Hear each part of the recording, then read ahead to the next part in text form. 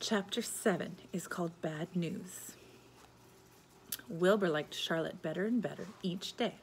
Her campaign against insects seemed sensible and useful. Hardly anyone around the farm had a good word to say for a fly. Flies spent their time pestering others. The cows hated them. The horses detested them. The sheep loathed them. Mr. and Mrs. Zuckerman were always complaining about them and putting up screens. Wilbur admired the way Charlotte managed. He was particularly glad that she would always put her victim to sleep before eating it. "It's real thoughtful of you to do that, Charlotte," he said. "Yes," she replied in her sweet, musical voice. "I always give them an anesthetic so that they won't feel pain. It's a little service I throw in." As the days went by, Wilbur grew and he grew. He ate 3 big meals a day. He spent long hours laying on his side, half asleep and half dreaming pleasant dreams. He enjoyed good health and he gained lots of weight. One afternoon when Fern was sitting on her stool, the oldest sheep walked into the barn and stopped by to pay a call on Wilbur. "Hello," she said. "Seems to me you're putting on a lot of weight."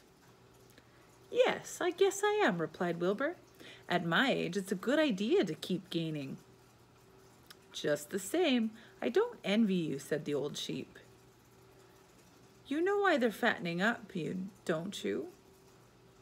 "No," said Wilbur.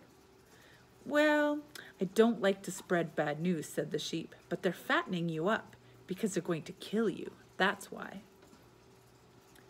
"They're going to what?" screamed Wilbur. Fern grew rigid on the stool. "Kill you, turn you into smoked bacon and ham," continued the old sheep. "Almost all young pigs get murdered by the farmer as soon as the real cold weather starts to set in. There's a regular conspiracy around here to kill you at Christmas time. Everybody is in the plot. Lurvy, Zuckerman, and even John Arable." "Mr. Arable?" sobbed Wilbur. "Fern's father?" "Certainly. When a pig is to be butchered, everybody helps. I'm an old sheep, and I have seen the same thing. Same old business, year after year. Arable arrives with his 22. Shoots the... "Stop!" screamed Wilbur. "I don't want to die. Save me! Somebody save me!" Fern was just about to jump when a voice was heard. "Be quiet, Wilbur," said Charlotte, who had been listening to this awful conversation.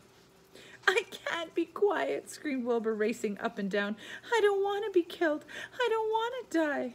Is it true what the old sheep says, Charlotte? Is it true that they're going to kill me when the cold weather comes?"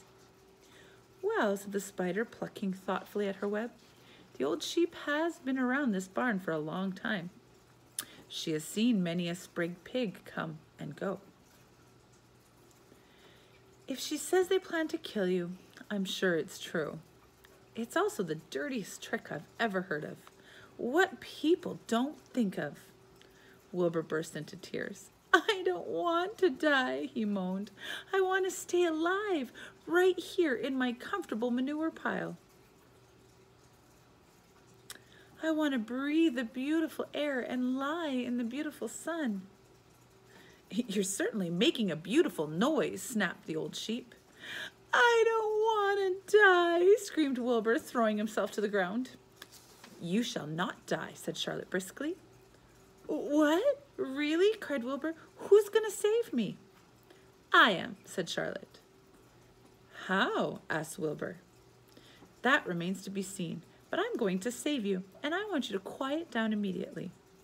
You are carrying on in a childish way. Stop your crying. I can't stand hysterics." And that's the end of chapter 7. That's a quick one.